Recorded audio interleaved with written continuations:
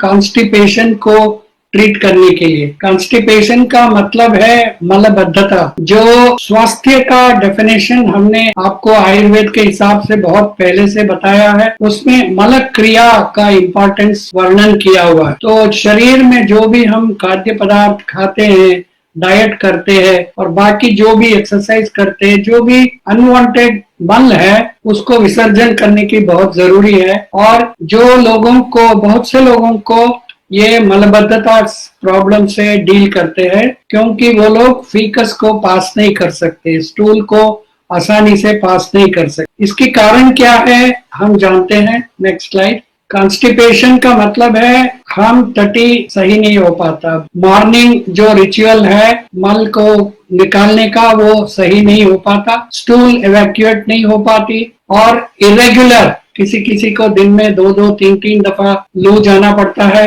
और बहुत से लोगों में स्टूल्स जो है बहुत हार्ड होता है और बहुत प्रेशर डाल के उसको बाहर निकालना पड़ता है, या बहुत से लोगों में स्टूल एक पेंसिल की तरह लंबा सा निकलता है, या एक बॉल फॉर्म में बुर शब्द करके निकलता है। ये दोनों इतने अच्छे स्टूल पास करने का तरीका नहीं है। और बहुत से लोगों को इवैक्यूएशन जब करते हैं बहुत सारा दर्द होता है, और ये दर्द से जितना देर आदमी सहता रहेगा उतना ही खतरनाक है। उनको पाइल्स हो सकता है, उनको कैंसर हो सकता है, उनको अल्सर हो सकते हैं, उनको रेक्टल में ब्लीडिंग शुरू हो सकता है, उनको पस भी बारम हो सकता है क्योंकि इन्फेक्शन हो जाएगी। तो कॉन्स्टिपेशन होने नहीं देना चाहिए और मल क्रिया को आराम से होने की जरूरत है। और कॉन्स्टिपेशन का मतलब क्या है? डाइजेशन सही नहीं है और इसकी वजह से है, और स्टूल सही तरह से फॉर्म नहीं होता क्योंकि या तो बहुत ज्यादा पानी है,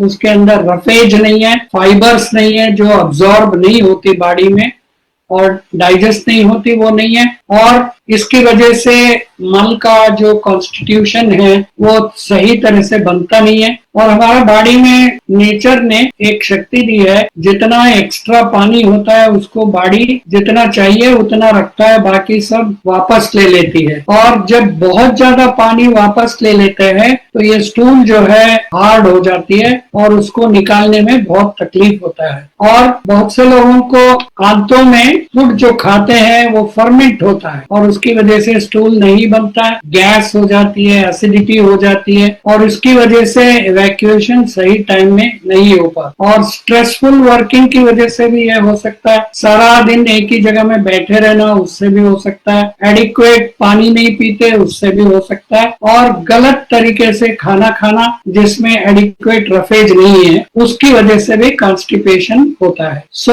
एडवर्स क्या होता है? अंदर फर्मेंटेशन हो जाती है अंतों में और उसकी वजह से हेडेक हो जाती है और बहुत स्ट्रेस हो जाती है, स्लीप ठीक से नींद नहीं आती और प्रोडक्टिविटी बहुत ही मुश्किल होता है। सारा दिन जो है एक थका हुआ जैसा महसूस होता रहता है और डिस्टर्ब होता है और कंसंट्रेशन नहीं कर पाते। क्रॉनिक कॉन्स्टिपेशन, महीने महीने भर कॉन्स्टिपेशन से जूझते हैं तो जैसा मैंने कहा पाइल्स हो सकता है, ब्लीडिंग हो सकता है, और बहुत से लोगों में ये कैंसर का शुरुआत भी हो सकता है। और एक कॉन्स्टिपेशन जो है is also one reason for causing migraine, severe headache cause करने का। एंड देयरफॉर आज की तारीख में क्या क्या फैसिलिटी है? एक तो लोग लैक्सेटिव पिल्स ले लेते हैं, बहुत सारे पिल्स है एलोपैथिक दवाइयों का, उसको लेने से रेगुलर लेना बहुत ही प्रॉब्लमेटिक है। वो लूज मोशन क्रिएट कर देती है और रेगुलर यूसेज से बहुत सारे साइड इफेक्ट का होता है और it is not very good to take such laxative pills. दूसरे लोग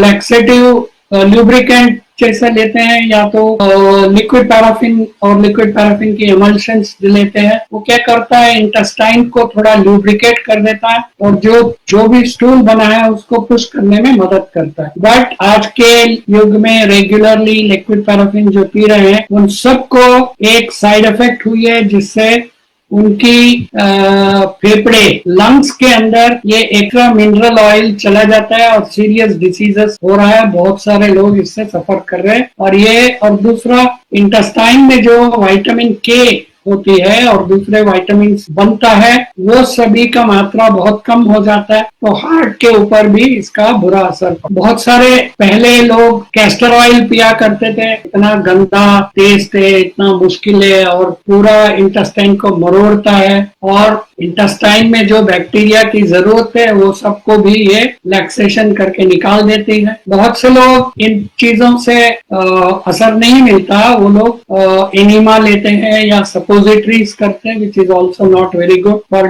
डेली यूसेज एंड बहुत ही मुश्किल होता है। तो इसके लिए एक सोल्यूशन जो इजी है और गिव्स फुल सेटिस्फैक्शन। क्या है solution? Next slide. Full and easy एक पाउडर हम आपको सप्लाई कर रहे हैं, ये एक इंडिविजुअल एक सैशे में आएगा। Elements wellness full and easy powder को 1 ग्लास पानी में डाल के स्टर करके पी लेना है और चाहिए तो 1 ग्लास पानी और पी। इसको लेना है शाम को सोने के पहले या 7-8 बजे के आसपास। कि इसमें क्या क्या चीजें हैं और क्या काम करता है। इसमें इसबगोल है जो हाई फाइबर्स होती है और रफेज प्रोवाइड करता है। अकेला इसबगोल बहुत से लोगों को काम नहीं करता, इसी की वजह से, और इसका मात्रा जो लेना होता है वो भी बहुत ज्यादा लेना होता है, इसीलिए हमने इसबगोल को स्ट्रेंथन कर दिया। उसके अंदर त्रिफला का पाउडर और एक्सट्रैक्ट डाला है जो बॉवेल रेगुलेट करता है। आप तो त्रिफला के बारे में काफी जानते हैं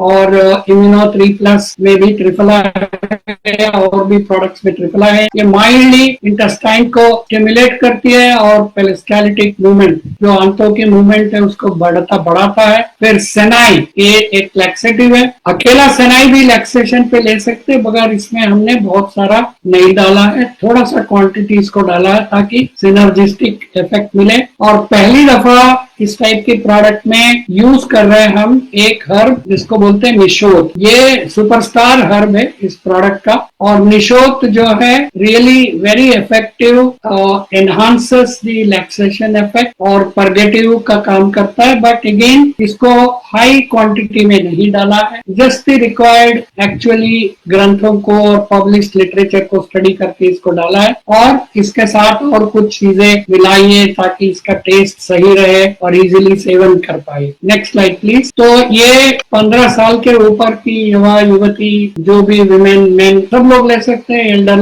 लोग भी ले सकते हैं, सब लोग ले सकते हैं जिनको डाइजेशन और कॉन्स्टिपेशन की प्रॉब्लम है, और खासकर जो आजकल टाइम पे खाना नहीं खा पाते, जंक फूड ज्यादा लेते हैं, बाहर की खाना खाते हैं और मेडिसिन लेते हैं, इन लोगों के लिए खासकर ये बहुत ही यूजफुल है। ये हैबिट फॉर्मिंग नहीं है, इसको रेगुलर सेवन करने के कुछ दिन के बाद, महीने के बाद हो सकता है आपकी इंटेस्टाइन और डाइजेशन वगैरह सही काम करने लगेगा, तब आप इसको बंद भी कर सकते हैं। दोबारा प्रॉब्लम आपको कॉन्स्टिपेशन शुरू हुआ तब आप इसको ले सकते हैं। और ये पाइल्स जिससे सफर कर रहे हैं वो लोग भी ले सकते हैं। इसको एक सैशे में पैक मिलेगा आपको, सैशे को 1 ग्लास पानी में डाल दिया, स्टर कर दिया और क्विकली इसको पी लेना चाहिए। बहुत ज्यादा देर उसको रखिएगा मत, वो क्योंकि वो थिक हो जाता है और पीना थोड़ा मुश्किल होता है, और खासकर इवनिंग में एक लीजिए, सुबह के टाइम में नहीं लेना चाहिए। ये प्रोडक्ट हमने इम्प्रूव किया है, एक फॉर्मुलेशन जो हमें सजेस्ट की गई थी, जिसका एक वर्जन बहुत सारे साल से यूरोप और रशियन कंट्रीज में एक्सपोर्ट हो रहा है और काफी मात्रा में एक्सपोर्ट हो रहा है। और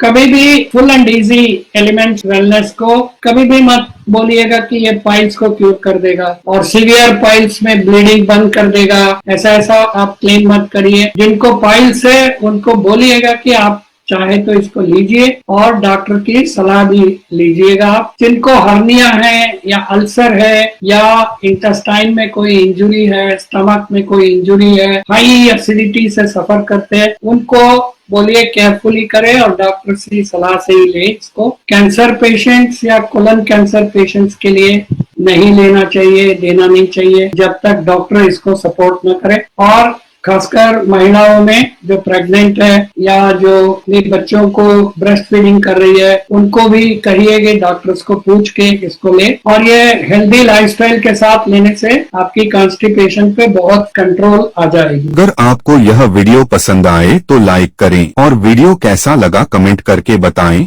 और मेरा हौसला बढ़ाएं और इसे ज्यादा से ज्यादा दोस्तों के साथ शेयर करें। और अगर आपने इस वीडियो को सब्सक्राइब नहीं किया है तो प्लीज सब्सक्राइब कर लें और बेल आइकॉन को दबा दें ताकि नए वीडियो की नोटिफिकेशन आपको सबसे पहले मिल सके। Thank you.